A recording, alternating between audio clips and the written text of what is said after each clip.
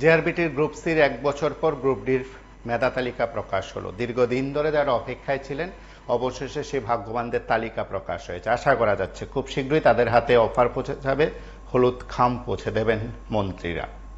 রাজ্য সরকারের তরফে কয়েকটি মেগা চাকরির মধ্যে এটি একটি অন্যতম। এ রাজ্যের বুকে যে কয়েকটি সরকারি চাকরি হয়েছে খুব বড় সংখ্যায়, তার মধ্যে এটি অন্যতম।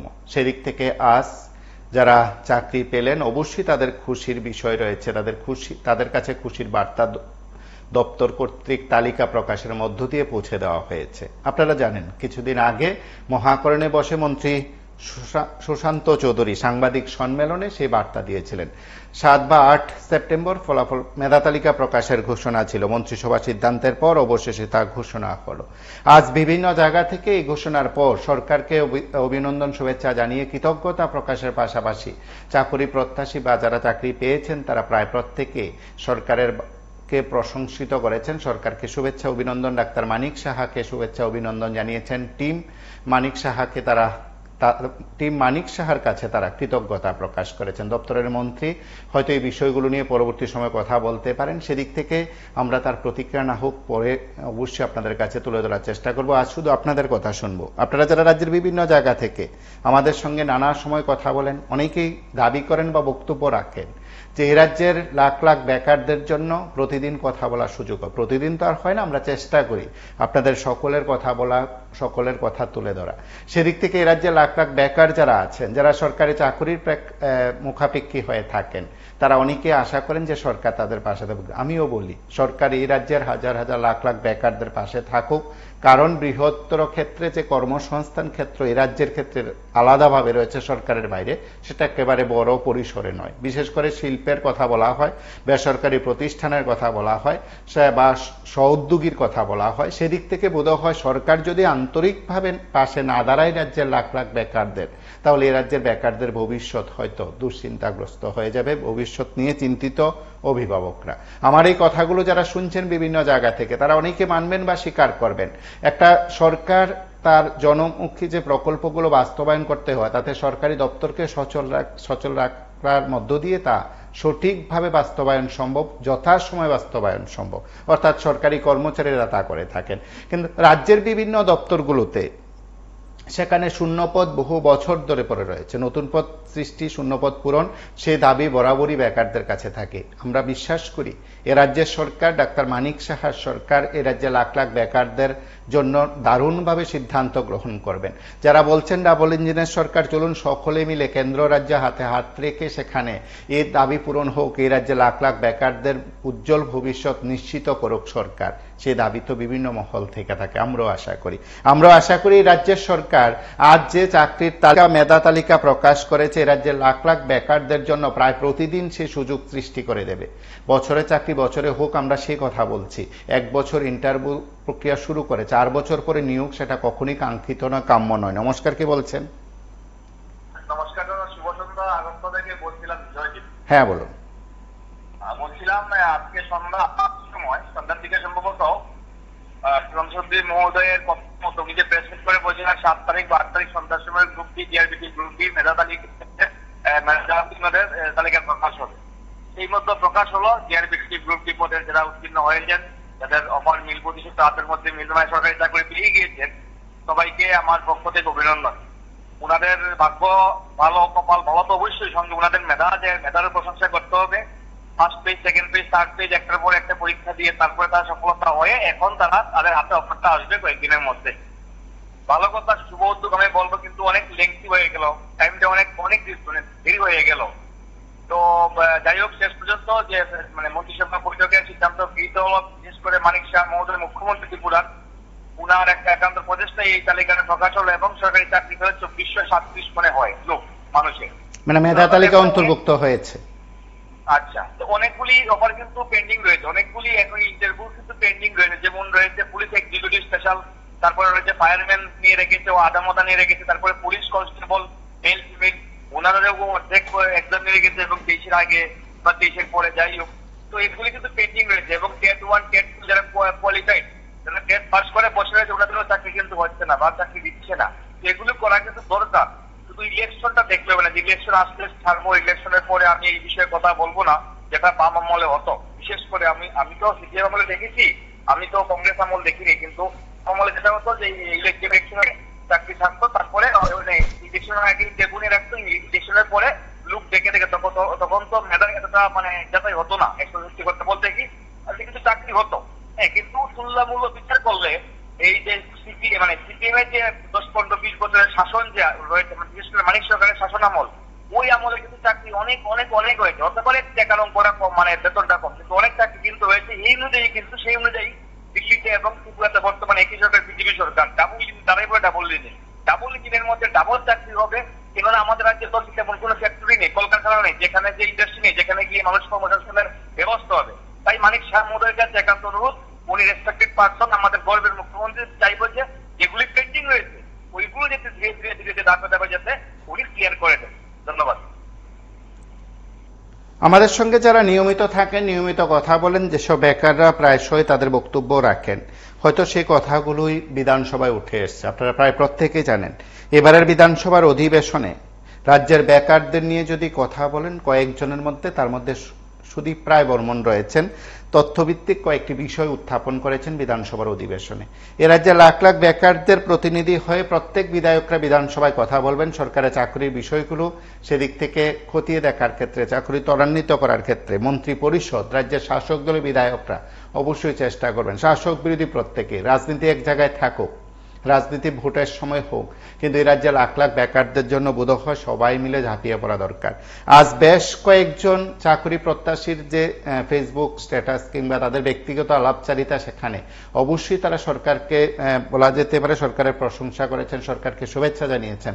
শুধু তা নয়, একটা পরিবারকে তার বলা যেতে পারে অর্থনৈতিক দিক থেকে মজবুত করে দেওয়ার ক্ষেত্রে, অর্থনৈতিক দিক থেকে স্বাবলম্বী করে দেওয়ার ক্ষেত্রে একটা গুরুত্বপূর্ণ ভূমিকা রয়েছে। অনেকে বলেন যে বেকার সমস্যার সমাধান সরকারি চাকরিতে নয়, শাসক দলের নেতারা, মন্ত্রীরা কথাগুলো বারবার বলেন, অথচ তারাই বিরোধী দলে থাকতে 2018 সালের আগে তারাই চিৎকার করছেন বেকারদের চাকরি দিচ্ছে না সরকার বলে। আসলে শাসক এবং বিরোধীর ক্ষেত্রে বেকারদের নিয়ে যে একটি রাজনৈতিক তামাশা সৃষ্টি করা বিষয় বিভিন্ন সময় থাকে, সেটা এই রাজ্যের মানুষ, এই রাজ্যের বেকাররা দেখেন। আমি একটি কথা বারবার বলি যে এই রাজ্যের ছেলেমেয়েরা যারা আছেন, যারা আমার কথাগুলো শুনেন, লাখ লাখ বেকার যারা আছেন, তাদের জন্য কর্মসংস্থান দরকার। সরকার সে দায়িত্ব সরকারকে নিতে হবে। বিভিন্ন সেক্টরে সেখানে নিয়োগ সংক্রান্ত বিষয়গুলো ত্বরান্বিত করতে হবে। সরকারি চাকরি দিয়ে বেকার সমস্যার সমাধান নয়। তাহলে বেকার সমস্যার সমাধানে যদি সরকারের কাছে অন্য কোনো ভাবনা থাকে, তাহলে তৎক্ষণাৎ তা কার্যকর করতে হবে।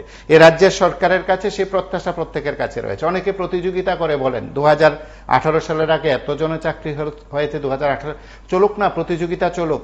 যদি এক সরকার 5 বছরে যদি 500 চাকরি দেয়, তাহলে পরের সরকার 1500 চাকরি দেয়, তা কয়েক গুণ বাড়িয়ে দেয়।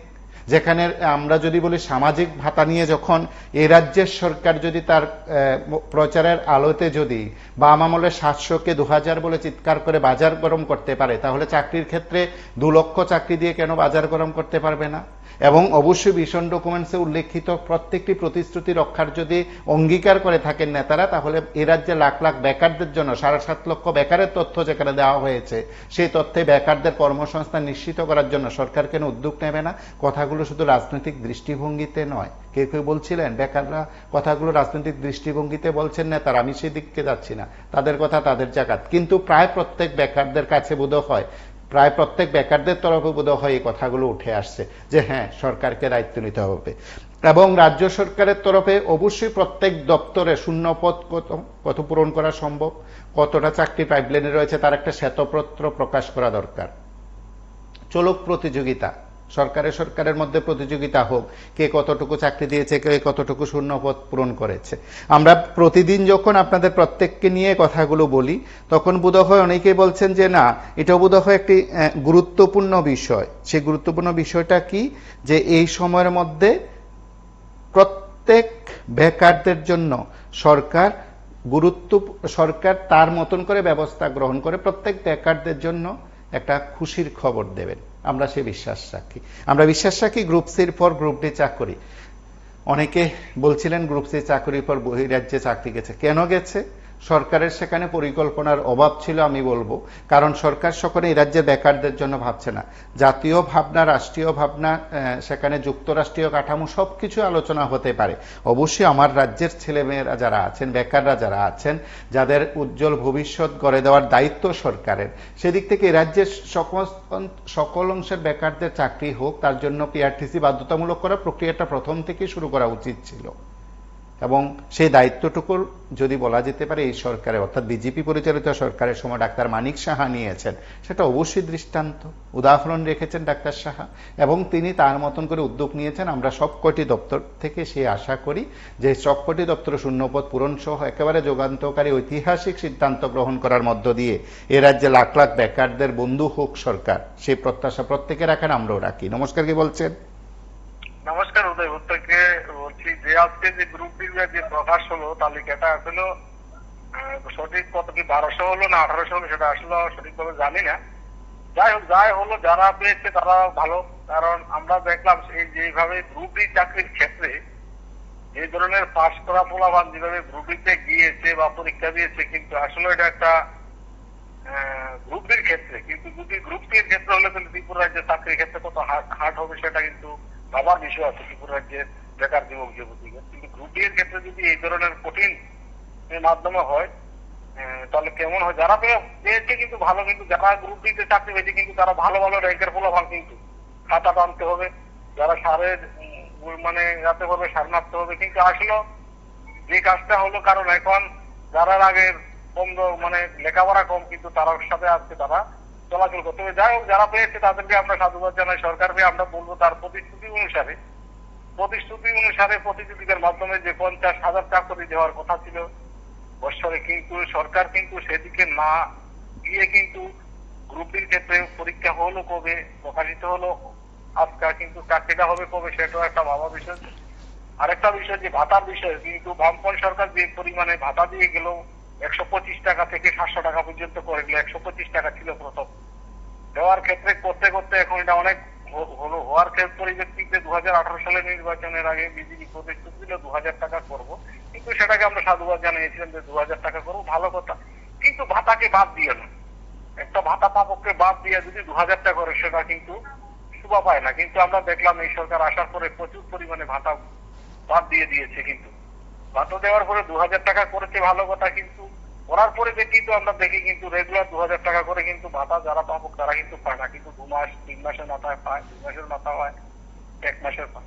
কিন্তু আসলে সরকার যে কাজ করার যে ভাবনাটা থাকার দরকার কিন্তু সেদিকে নেই। কিন্তু তারা এখন চাপের সৃষ্টির মাধ্যমে কিন্তু আজকে প্রকাশিত করলো বেকারের সাথে। কিন্তু আমরা চাই সরকার যেভাবে প্রতিশ্রুতি দিয়েছিল ইলেকশনের আগে, যে সরল ভাবে প্রতিশ্রুতি দিয়েছিল বেকারের কর্মজীবনের সাথে, সেই প্রতিশ্রুতির মাধ্যমে যাদের ত্রিপুরা রাজ্যের কর্মসংস্থানগুলি বেকার যুবক যুবতীরা যারা বাস করে রয়েছে, যারা নার্সিং করে এসেছে, যারা বি ফার্মা করেছে, এমপিডব্লিউ আছে, তাদেরকে সরল সুবিধা ভাবে মানে যাদের চাকরিটা দেওয়া হয়। কিন্তু এখন তারা নার্সিং পড়া আসলেও তারা 2 বছর পরে আবার ইন্টারভিউ দিতে হবে, তারা সিরিয়াল বাদ দিয়ে। কিন্তু আমরা দেখুন আজকে যারা 2024 সালে পাস করলে তারা হয়ে গেল, কিন্তু সিরিয়ালটা তো মেনটেন হলো না। আমরা দেখলাম বিগত দিন বামপন সরকার কিন্তু এই সিরিয়ালটা মেনটেন রেখে কিন্তু তাদেরকে চাকরি দিয়েছে। কিন্তু এটা একটা বাহানা যাদের চাকরিটাকে ঘুরানো যায়, কিন্তু বেকারের। মুখ্যমন্ত্রী ডাক্তার মানিক সাহা তার সামাজিক মাধ্যমে বলেছেন, জেআরবিটি গ্রুপ ডি পদে নির্বাচিত 2437 জন প্রার্থীকে আন্তরিক অভিনন্দন ও শুভেচ্ছা জানান। তিনি তাদের নতুন কর্মজীবন সফলতায় পরিপূর্ণ হোক এই কামনা করেছেন মুখ্যমন্ত্রী। তার সামাজিক মাধ্যমে মুখ্যমন্ত্রী অসংখ্য শুভকামনা করেছেন, তাদের অসংখ্য শুভেচ্ছা ধন্যবাদ জানিয়েছেন তাদের, যারা এই সময়ের মধ্যে বলা যেতে পারে এই রাজ্যের লাখ লাখ বেকারদের মধ্যে তারও প্রতিনিধি, তারা সরকারের কাজে যোগ দিচ্ছেন, দপ্তরের কাজে অবশ্যই যোগ দেবেন কয়েকদিন পর।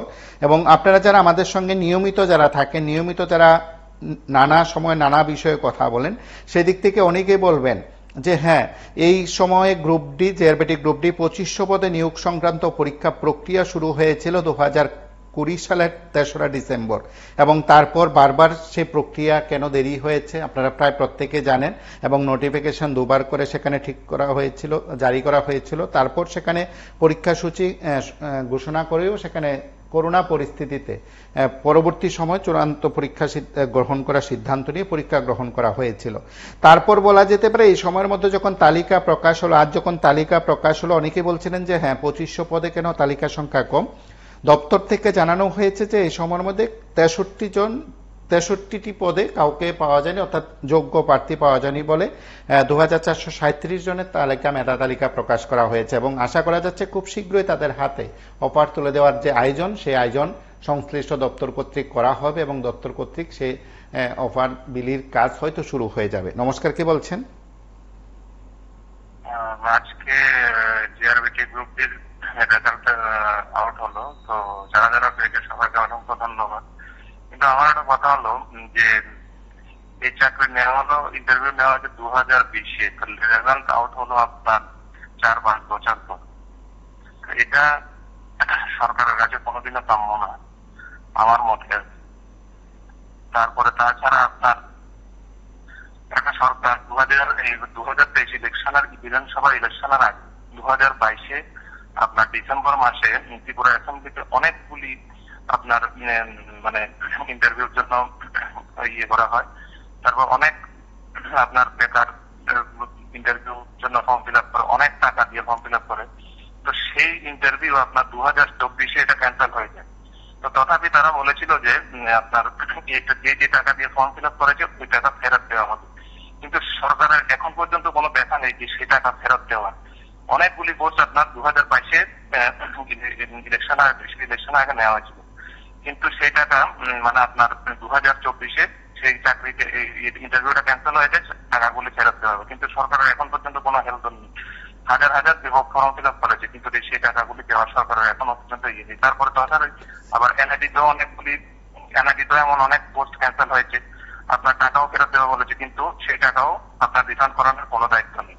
তারপর ত্রিপুরা সরকার সবেটের আন্ডারে অনেকগুলি পোস্ট 236 টাকা করে ফর্ম ফিল আপ করে, সেই চাকরি নেওয়ার এখনো ত্রিপুরা সরকারের কোনো উদ্যোগ নেই। এ হচ্ছে ত্রিপুরা সরকার। অ্যাকচুয়ালি ওরা বেকার বিরুদ্ধে ওরা চাকরি দিতে জানা না। ধন্যবাদ। আমরা অনেকের কথা বলি, অনেকের কথাগুলো আমরা তুলে ধরার চেষ্টা করি, তাতে অবশ্যই অনেকে চান যে রাজ্যের ছেলে মেয়ে যারা আছেন, লাখ লাখ বেকার যারা আছেন, তাদের জন্য সরকারের বিশেষ উদ্যোগ নেওয়া হোক। আমরা কথা শুনি বিধানসভার অধিবেশন চলাকালীন এ রাজ্যের লাখ লাখ বেকারদের হয়ে বিধানসভার অধিবেশনে সুদীপ রায় বর্মন কি প্রতিক্রিয়া ব্যক্ত করে, বক্তব্য রেখেছেন, বিধানসভার অধিবেশনে কি বক্তব্য রেখেছেন তার অংশবিশেষ আমরা শুনি। আমার একটা অনুরোধ থাকবো, আপনি প্রথম থেকে শুনছেন না, আমার রেকর্ড আছে, Tripura police constable, fire service, জিআরবিটির ওই লিস্টের কথা কইছি, টেট 1, টেট 2, এসটি জিটির কথা কইছি। প্লিজ রতন বাবু এসএলপিটা উইথড্র করেন, ডিভিশন বেঞ্চ রায় দিয়েছি, হারবেন। শুধু বেকারদের জীবন নষ্ট করে না।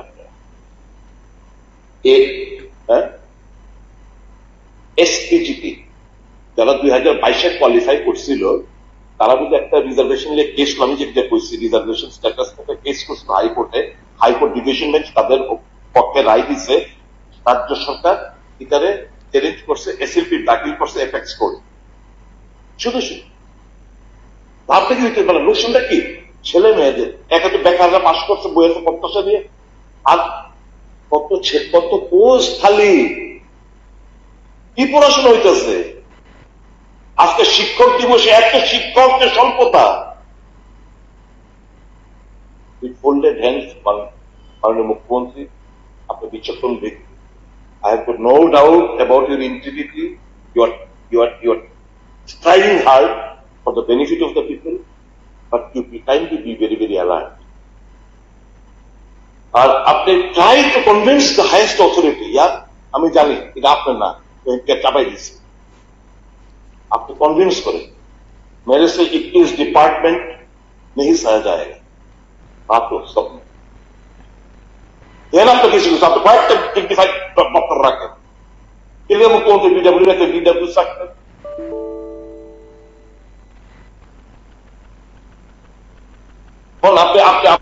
আপনি সব ছাড়েন, ছাইরা একদম টোটাল আপনি মনিটরিং রাখেন। আপনি দেখবেন আপনার বোঝালেন ম্যাগাজিনে। আমার বিনম্র অনুরোধ, why I am speaking this? This will help my state of Tripura to flourish. I am honestly speaking, বেকাররা কেষ্টি যন্ত্রণা করছে, আমি এখানে ভাষা দিতে আসছি। আমার কথার মতো অনেক ত্রুটি বিচ্যুতি থাকতে পারে, আমি হয়তোবা আবেগের সময় অনেকের কথা হয়তোবা কইতো মনে নাই, যারা কথা কইতো মনে নাই এই ফোল্ডেড মাপ চাই, কিন্তু বেকাররা দিশেহারা রাখছে। না ইন্ডাস্ট্রি, না আইটি, কোনো কিচ্ছু নাই। সরকারের দিকে তো আমরাই তাদেরকে টাকায় করে রাখছি, ওই যে তো আমার বিনম্র অনুরোধ থাকবে, এই যে শূন্য পদগুলো, এইগুলো পুরো আমি যে কারণে আমার ব্যাপারটি ছিল দপ্তরের নিয়মিত বেতন ক্রম, ওই যে ফিক্সড বুকস একদম না, নিয়মিত বেতন ক্রম, সরাসরি নিয়োগ, ডোন্ট ইনভলভ আপনার এই যে পলিসিটা। এগেইন আমি এটাকে উইথড্র করার জন্য আউটসোর্সিং কথাটা দয়া করে, আপনার টাকা দিতেছে, সরকার টাকা দিতেছে, আমি একটা এজেন্সির মালিক, আমি বিনা পরিশ্রমে আমার কাছে কিছু টাকা আছে, রোজগার করছি, একটা ফার্ম খুলছি, আমি বিনা পয়সায় এটা টাকা অর্ধেকে বেশি টাকা আমি খাইলে দিচ্ছি। গ্যাপ রয়েছে 600 কত বললেন, 612 জন। এই ঘাটতি রয়েছে বলে তো গেস্ট লেকচারার দিয়ে এগুলো পটল পটল চলছে। এখানে প্রফেসর, অ্যাসিস্ট্যান্ট প্রফেসর কিংবা অ্যাসোসিয়েট প্রফেসর নেই, অ্যাসিস্ট্যান্ট প্রফেসর নেই বলে তো এখানে আপনার এই গেস্ট লেকচারার, তার মানে 277 জায়গায় 612, উত্তরটা কিন্তু আমি পেয়ে গেলাম। এই ঘাটতি পূরণ করার জন্য মাননীয় আমার দপ্তরের মন্ত্রীর কাছে আমার বিনম্র অনুরোধ থাকবে। নমস্কার, কে বলছেন? আমি ঘুমাতে বলছিলাম। হ্যাঁ বলুন। প্রকাশ হয়েছে, একদম তাদেরকে মানে শুভকামনা জানাচ্ছি, কিন্তু আমি বলবো দেখুন, ওই যে জিআরবিটি, টিআরবিটি, মানে এগুলি যেন উঠিয়ে দেওয়া হয়। আমি আজকে যে কোনো জায়গা দিয়েছিলাম, অনেক তালিকা প্রকাশ হয়েছে, অনেকে বিক্ষুব্ধ প্রকাশ করেছে আমার সামনে, যেগুলো বিধানসভায় কোনজন বলছে 1 জন পেয়েছি, আমরা কি করলাম পার্টির জন্য। হয়তো বলবেন যে না, এটা তো মন্ত্রিসভায় গৃহীত হয়েছে 100 বার, কিন্তু এটার মধ্যে যে মানে নিরপেক্ষতা আছে, আমি এটার মধ্যে প্রশ্ন রাখলাম আপনাদের মাধ্যমে। আরো বিভিন্ন দপ্তর আছে, তো পরীক্ষা দিলে পরীক্ষার মার্ক কে করে, মানে কে রেজাল্ট বের করে, কে মানে মানে কি বলবো, যে আমরা যে পরীক্ষা দিলাম সিট কে কাটে, এটা তো বেসরকারি সংস্থা বা নিজে গঠন করা হয়েছে, জিআরবিটি হোক, টিআরবিটি হোক, এগুলোর মধ্যে সন্দেহ নাই। আমি 100 মধ্যে 100 বলবো যে সন্দেহ আছে এটা। অনেক ছেলে মেয়েরা গিয়ে বিক্ষোভ দেখায়, অনেক কিছু করে, কোন জায়গায় দেখা যাচ্ছে একটা পঞ্চায়েতের মধ্যে 3-4 জনে চাকরি পেয়ে যায়, একটা বিধানসভা দেখা যায় 2 জন 3 জনও নেই, এরকম আছে। আমি বলবো দেখুন, ওটা সরকার জনগণের ভোট দিয়ে নির্বাচিত করে, এখানে বেসরকারি কেন? ডাক্তার মেডিকেল আছে, ইন্ডিয়ান মেডিকেল অ্যাসোসিয়েশন, ওনারা যখন পাস করে এসে চাকরি পেয়ে যায়, এখানে তো এসবের কি দরকার? ত্রিপুরা তো ক্ষুদ্র রাজ্য, এটার মধ্যে কিন্তু বহুত ঘোটালা থাকতে পারে। তো এটা মানে হয়তো আজকে মানে ফল প্রকাশ হয়েছে বা তালিকা প্রকাশ হয়েছে, কিন্তু দেখবেন কিছুদিন পরে যদি হয়তো মানে এরকমও হতে পারে যে কোনো কিছু ঘোটালা হচ্ছে বা হয়েছে, এরকমও থাকতে পারে, বিক্ষোভ তো হতে পারে। বেকার ছেলে মেয়ে যারা আছে, বেকার বলতে যারা মানে কি বলবো, যারা একদম ভোটদানের অধিকার থেকে মানে পার্টির পিছিয়ে পিছিয়ে ঘুরছে, ওনারা পরিবার ঘুরছে, ওনারা হতে পারে। কিন্তু এরকম ঠিক না। আমি বলবো যে এইসব বেসরকারি সংস্থা, আমি দেখলাম বিধানসভায় 3-4 দিনে একটা অধিবেশন চলছিল, অনেকে বলি বেসরকারি সংস্থা কেন ত্রিপুরাতে,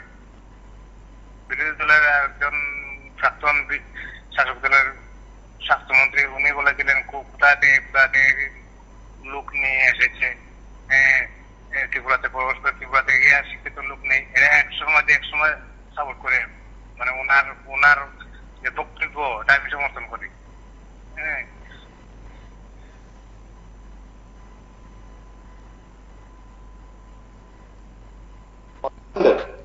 নেট সেট এবং পিএইচডি পাস হোল্ডাররা বসে রয়েছে এবং ইউল বি অ্যাস্টোনিশড, একটা সময় যখন ছিল না নেট সেট পিএইচডি পাস করা, তখন পোস্ট গ্রাজুয়েট টিচারদের কিন্তু আমরা কলেজের একটা বিশাল পরিমাণ শিক্ষক শিক্ষিকা পোস্ট গ্রাজুয়েট টিচার হিসেবে পাইরেটিং অল ইউজিসি নোটস এখানে পঠন পাঠন চলছে। নমস্কার, কে বলছেন? ওই জায়গায় আমি যেতে চাই না। আজকে আপনাদের টপিকে গ্রুপ ডি ভাগ্যবানদের তালিকা প্রকাশ। আমার ধন্যবাদ জানাই গভর্নমেন্টকে, ডক্টর মানিক শাহ মুখ্যমন্ত্রীকে। দেরিতে হলো ওনার সেই হুশ ফিরেছে, কারণ কবে তারা এই পরীক্ষা দিয়েছিল গ্রুপ ডি, তারা এতদিনে তাদের সেই পরীক্ষার রেজাল্ট বা তাদের নাম বের হলো। তাহলে এটা আমার মনে হয় খুব দীর্ঘ সময় লাগলো, এত সময় লাগা উচিত ছিল না। এটা সঙ্গে সঙ্গে করলে ঘোটালা করা যায়, এতদিন দেরি করেছে যার জন্য এটার মধ্যে ঘোটালা থাকতেই পারে। এই ঘোটালা নিয়ে যদি চাকরি বাকরি এসব জিনিস হয় তখন যে কোনো সময় এই চাকরিগুলি আবার চলে যেতে পারে। মানুষ কিন্তু এখন সচেতন, চাকরি বাকরি নিয়ে খুব মানে সচেতন। যদি ঘোটালা থাকে যে কোনো সময় তারা এটা কেস করতে পারবে, কেস করে তাদের এই চাকরিটা বাদ করে দিতে পারবে। তখন আবার যারা চাকরি পেল তাদের আবার জোর লাগবে না হবে। আমি আহ্বান রাখবো, যখনই চাকরি বাকরি দিবেন মোটামুটি 2-3 মাস বা 6 মাসের মধ্যে এগুলি প্রক্রিয়া যদি শেষ করে তাইলে সবার পক্ষে ভালো হবে। আর দ্বিতীয় নম্বর কথা হলো, এই গভর্নমেন্ট যে চাকরি এত কম পরিমাণে দিচ্ছেন, আসলে বেকার তো দিন দিন বাড়ছে। এই বেকার সংখ্যা যেভাবে বাড়ছে আমার মনে হয় চাকরির সংখ্যা অনেক বেশি বাড়ানো ছিল, উচিত ছিল। তারা যখন গভর্নমেন্ট যখন আসে তখন কিন্তু আরেকটা সরকারকে বদনাম করে ওরা এখানে আসলো, যখন ছিল বামফ্রন্ট গভর্নমেন্ট, ওরা চাকরি দেয় না। আর বিজেপি গভর্নমেন্ট আসলে চাকরি বেশি দিবে, বছরে 2 কোটি চাকরি দিবে, এই ধরনের তাদের মানে কথাবার্তা আলোচনা চলছে। এই যে বছরে এত চাকরি দিবে, এত এত কিছু করবে, কোনোটাই কিন্তু তারা কিছু করে, যা অল্প স্বল্প কি কয় ধান ডুববার মতো, এগুলি কিন্তু আসলে বেকারদের হয় না। কারণ বেকার সংখ্যা দিন দিন বাড়ছেই বাড়ছে। তারা দেখা গেল যে পুল বন্ধ করে দিচ্ছে, বেকার সংখ্যা যাতে চাকরি বাকরি বেশি না দেওয়া যায়, পোস্ট না থাকা যায়, তারা এইগুলি কি জানি চিন্তাধারা করছে গভর্নমেন্টের। এই চিন্তাধারা কিন্তু আমার মনে হয় বেকাররা সন্তুষ্ট হবেন না। তো বেকার ভাইদেরকে বলবো, আপনারা যারা পড়াশোনা করেছেন ঠিকই, আপনারা সেই কঠোর আন্দোলনের এই দরকার। কঠোর আন্দোলন ছাড়া এই সরকার কিছু আপনারা পাবেন না। কারণ আপনাদেরকে যে চাকরি বাকরি দিবে, ওরা যে প্রতিশ্রুতি দিয়েছিল সেই প্রতিশ্রুতি কিছুই করেছে, যার জন্য আপনারা আন্দোলনই করতে। আপনারা দেখুন না 6 বছর ধরে তারা কি চাকরি দিল, এই চাকরি দিয়ে কি মানে ত্রিপুরাতে 6 লক্ষ বেকার আছে। এই বেকারের কিছু করবে তারা? কিছু করতে পারবে না। তারা চাকরি দেওয়ার মতো অনেক জায়গা আছে, কিন্তু তারা আমার মনে হয় কেন্দ্রীয় গভর্নমেন্টই তাদেরকে সেইগুলি বাধা দিয়ে রাখছে, যাতে চাকরি বাকরি না দেওয়া হয়, এইগুলি যাতে না চাই না। আমার বক্তব্য হচ্ছে, এই যে নেট সেট পিএইচডি পাস করে দেয়ার almost many of them are about to cross the upper age limit. Today, probably in one of the advertisements, today 2-3 days earlier, health department related একটা advertisement হয়েছে টিপিএসসি দ্বারা, ওখানে upper age limit 50 years করা হয়েছে। আমার বক্তব্য হচ্ছে, whether the government will be considering to have relaxation on upper age limit, because these are qualified, talented guys of our state who are on the verge of crossing the upper age limit. This is because of our fault, delay-dealing process. Delay-dealing process is costing very serious this thing upon our talented guys of the state. আমার কথা বলছে যে এই জায়গায় আপনি এই upper age limit যারা net set এবং পিএইচডি পাস হোল্ডার রয়েছেন তাদের বেলা এজ রিল্যাক্সেশন করবে। এই বেকাররা যারা এই পোস্টের জন্য 1000 পোস্টের জন্য যারা পুলিশ কনস্টেবলের জন্য যারা এই প্রক্রিয়াতে অংশগ্রহণ করেছিল তারা খোঁজ খবর নিলে বলছে পাইপলাইনে আছে, চিন্তা করো না, দেখা যাক। ফায়ার সার্ভিস, নমস্কার, কে বলছেন? বলছিলাম দেখুন, গ্রুপ ডির কাজ কি? গ্রুপ ডি যে এই পরীক্ষা দেওয়া, এটা মানে কি? একটা অফিসে গেলে তো আপনারাও গিয়েছেন বা যান, আমরাও যাই। গ্রুপ ডির মাঝে এই পরীক্ষার কারণটা কি? ওনারা তো একটা ফাইল এই টেবিল থেকে সেই টেবিলে নিবে, ওনাদের মানে অথরিটির মানে নির্দেশ শুনবেন। এখানে পরীক্ষা দিয়ে কি হয়, দেখলাম বিশাল বড় বড় প্রাক্তন বিধায়ক, প্রাক্তন মন্ত্রী, ওনাদের ছেলে মেয়ে, ওনাদের পুত্রবধূ, ওনারা পরীক্ষা দিচ্ছে। মানে এটা হাসির কোরআন।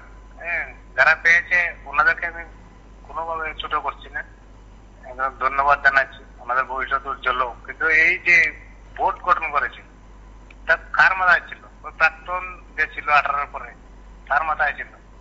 হ্যাঁ, এই বোর্ড গঠন করে গ্রুপটির জন্য কি? গ্রুপটি তারা কি করে? অনেক আছে, ওই কলিং বেল বাজাবে, আসবে, ওই টেবিলের ফাইল একটা এখানে আনবে, এখান থেকে সেখানে নিবে, এগুলি কাজ। দেখা যাচ্ছে ওই কি বোর্ড গঠন করে দিল, টিআরবিটি এসব, মানে কি বলবো, এসব বন্ধ করা হোক, আর না হলে ভবিষ্যতে কথা বলবে, জনগণ কথা বলবে। ধন্যবাদ।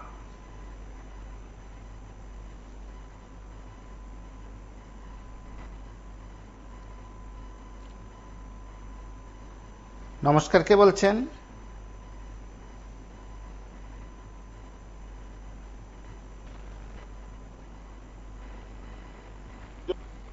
1813টি পোস্ট 8 জুলাই 2022 ফায়ারম্যান 1796 জন এবং ড্রাইভার 17 জন, মোট 18 জন, 1813 পোস্ট। ফিজিক্যাল টেস্ট নেওয়া হয়েছে, তারপর সবকিছু থমকে দাঁড়িয়ে আছে।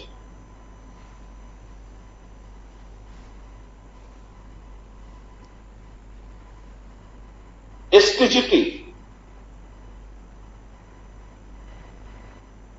আমি বুঝলাম না, গতকালকে প্রশ্ন উত্তরে শর্টেজ দেখাচ্ছে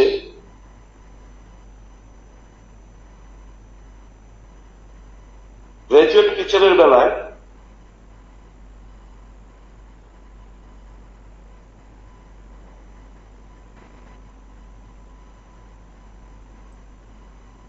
1721 জনের শর্টেজ রয়েছে বলছে। সাবজেক্ট টিচারের 691টা শর্টেজ রয়েছে বলছে। গ্রাজুয়েট টিচার রিটায়ার হয়েছে গত এক বছরে 362 জন বলছে। পোস্ট গ্রাজুয়েট টিচার রিটায়ার হয়েছে গত এক বছরে 376 জন বলছে। অথচ নিয়োগ নেই। এসপিজিটির বেলায় এখন রাজ্য সরকার একটা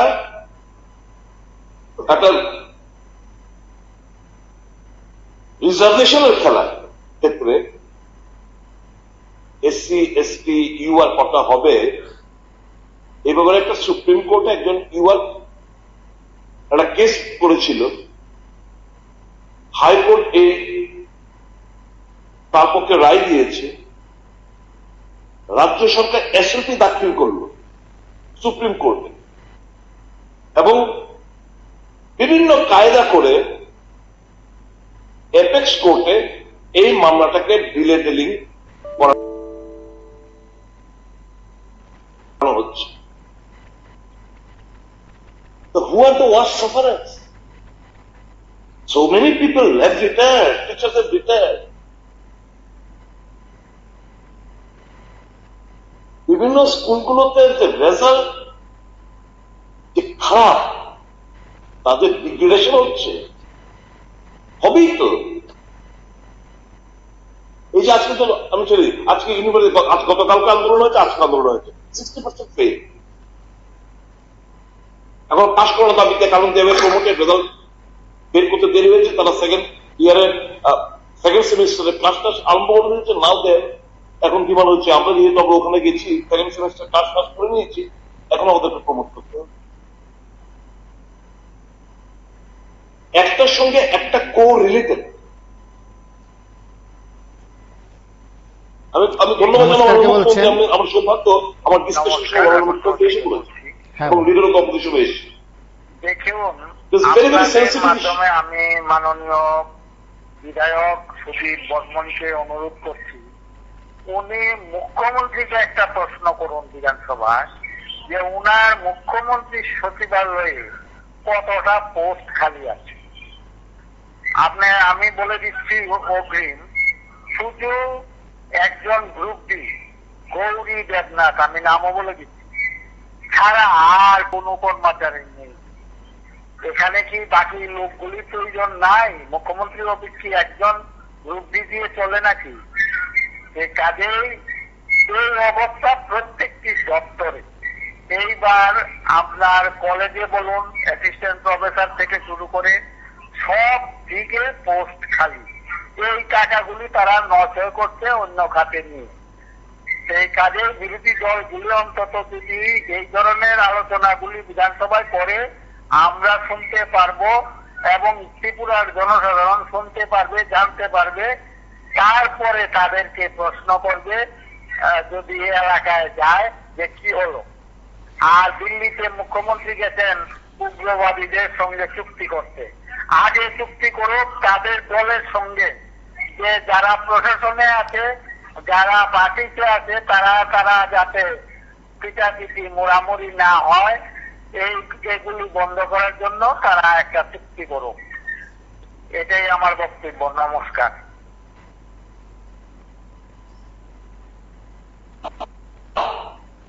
তাদের ডিগ্রেডেশন হচ্ছে, হবেই তো। এই যে আজকে তো আমি ছেড়ে দিই, আজকে ইউনিভার্সিটি গতকালকে আন্দোলন হয়েছে, আজকে আন্দোলন হয়েছে, 60% ফেল। এখন পাশ করার দাবিতে, কারণ দেবে প্রমোটেড রেজাল্ট বের করতে দেরি হয়েছে, তারা সেকেন্ড ইয়ারের সেকেন্ড সেমিস্টারে ক্লাস আরম্ভ করে দিয়েছে, নাও দেন। এখন কি মনে হচ্ছে, আমরা যেহেতু আমরা ওখানে গেছি, সেকেন্ড সেমিস্টার ক্লাস করে নিয়েছি, এখন আমাদেরকে প্রমোট করতে হবে। একটার সঙ্গে একটা কো রিলেটেড। আমি ধন্যবাদ জানাবো আমার মুখ্যমন্ত্রী, আমার সৌভাগ্য, আমার ডিসকাশন সময় আমার মুখ্যমন্ত্রী এসে পড়েছে এবং লিডার অফ অপোজিশন এসেছে। It's very very sensitive issue. ANM MPW গত 7 বছর ধরে কোন রিক্রুটমেন্ট নেই। 2017-এ 791টি পোস্টের জন্য একটা নোটিফিকেশন করা হয়েছিল, বাস। তারপর there was a change in the government and everything came to a standstill. হালে কিছুদিন পূর্বে 100 পোস্টের জন্য অনুমোদন দেয় ফিনান্স দপ্তর। রেজাল্ট কি হচ্ছে, বিভিন্ন সাব সেন্টার গুলোতে মানুষ প্রবলেম, সাব সেন্টার গুলো এই এমপিডব্লিউ এনএম ছাড়া তারা ঢুকছে।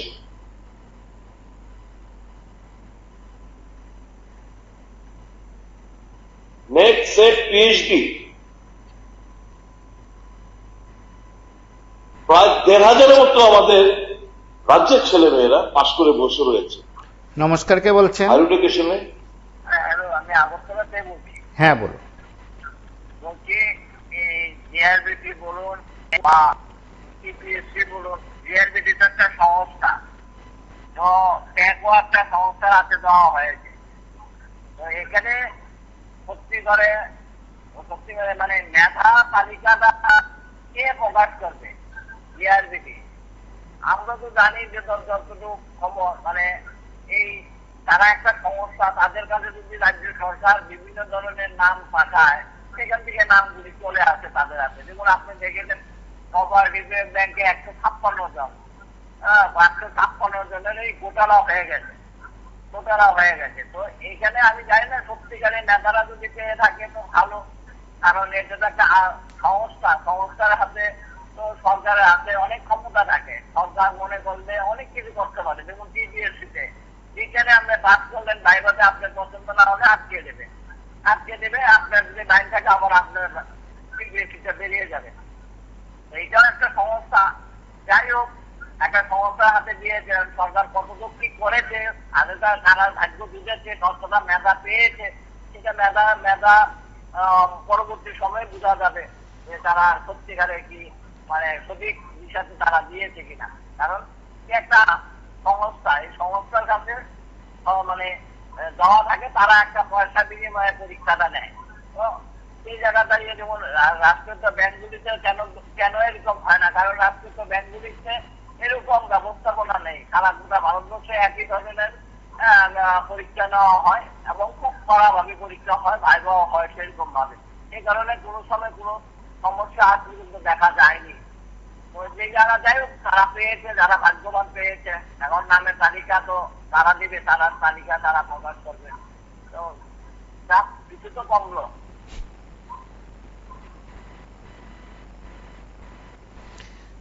হয়তো সেদিক থেকে বেকারদের যে তালিকা তার থেকে এবার খানিকটা সংখ্যা কমে দাঁড়ালো, সেটা স্বাভাবিক, সেটা সকলেই জানেন। সেদিক থেকে আরো সংখ্যায় চাকরি হোক, আরো বিশাল সংখ্যক চাকরির দিক সরকার। নমস্কার, কে বলছেন? নমস্কার। হ্যাঁ বলুন। বলছিলাম গ্রুপটির যে তালিকা প্রকাশ, ভাগ্যবানদের তালিকা প্রকাশিত, তো আসলে ওইটার জন্য সরকারকে অনেক অনেক ধন্যবাদ জানাই। পাশাপাশি বলবো, সরকারের থাকা একরকম, সরকারের না থাকা, বিরোধী দলে থাকা একরকম। তো এটা স্বাভাবিক ঘটনা।